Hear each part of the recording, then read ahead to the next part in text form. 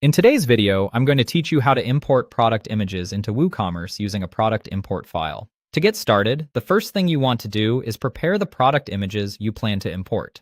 This is important because WooCommerce needs to be able to access those image files correctly during the import process. Make sure your images are ready to use and that the image links in your file point to the correct image locations.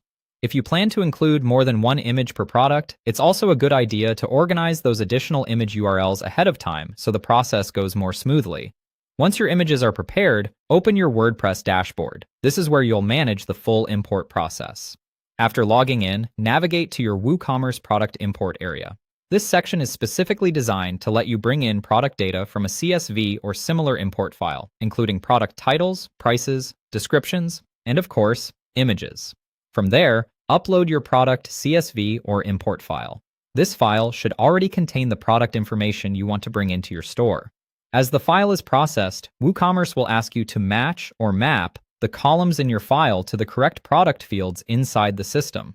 This part is very important because it tells WooCommerce exactly what each column represents. When you get to the image column, map the image URL column to the WooCommerce product image field. This is the step that connects each product to its main image. If your file includes extra image URLs for gallery images, add those as well in the appropriate field when needed. This allows you to import not just the featured product image, but also any additional gallery images that should appear on the product page.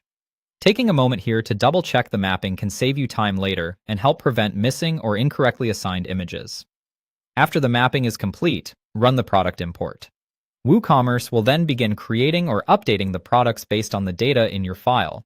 Depending on how many products you're importing, this may take a little time, so give it a moment to finish completely.